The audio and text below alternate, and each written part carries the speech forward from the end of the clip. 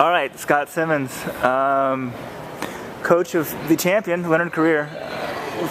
It was a tremendous race, just like last week. We were just talking about this. He was beaten, and somehow he won the race. Do you see that in practice, or what's your overall thoughts first, I guess? He doesn't give up. He doesn't give up, and we talk about, regardless of how this race would have went, if it was good weather, obviously it was going to be on American record pace, and if Rupp was in here, it was going to be on American record pace, and the goal was just follow. Just stay there and stay, and then race to win.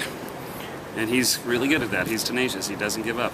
And so the crazy thing he said in his press conference was that, I wasn't that fit last year at the Olympics, about 80%. So we can debate the sort of percentage, but is he at a whole other level from last year? Oh, absolutely, yeah. Well, this time last year he had just come out of basic training in January, and so he started doing tempo runs at 5-minute pace is where he was at, and he progressed, and making the Olympic team was a big accomplishment, and was not predicted with the fields that we have, obviously. No guarantees there, but how the 10K went. Again, somebody who just doesn't quit, in Eugene with that kind of weather, that's how he made the team. And he was fitter by the time he got to Rio. But coming back from Rio, we didn't stop training. We just continued progressing because he wasn't even back to, shape yet. He's probably in the best shape of his life now, but, we want to take that next step. What's the next step? I mean, you're trying to make World Cross first? Yeah, World Cross and then 10K in London, yeah. And then, so all the WCAP guys are now in Colorado Springs? Yes. So both groups are sort of there? Yeah. Is it one group kind of now, or what's the sort of? Yeah, American Distance Project and WCAP, they train together. And how do you compare? I mean, he's training with a guy who got an Olympic silver medal, so is his fitness at that level? Or? They're totally different animals, right. And he's not gonna say that he can compete with Chelimo at 5,000 meters, and Chelimo's not gonna say he can compete with him at half marathons. Right. So, although Chelimo, he's got a lot of upside, but they're just different. They're just different animals. In terms of fitness too. I mean, Chelimo's in really good shape right now.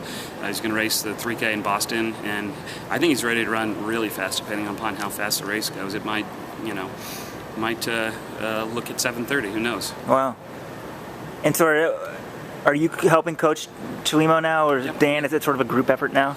I'm officially the coach for training and competitions, and Dan's the head coach of WCAP track and field. So he's got a hurdler and a pole vaulter. He's got some other athletes too. So he's really working to actually grow the program out in terms of the event area. Dan's looking to add women as well. So he's doing a lot of policy and planning and budgeting, and he comes to the workouts, and he certainly contributes. So which win surprised you more, this one or the one last week? Back to today.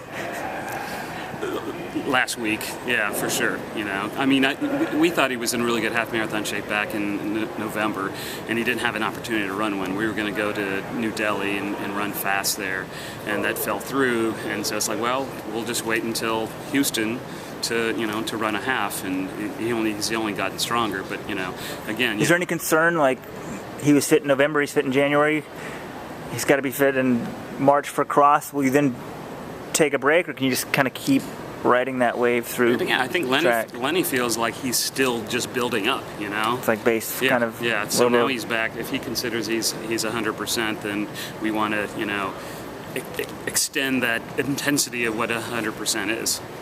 Great job.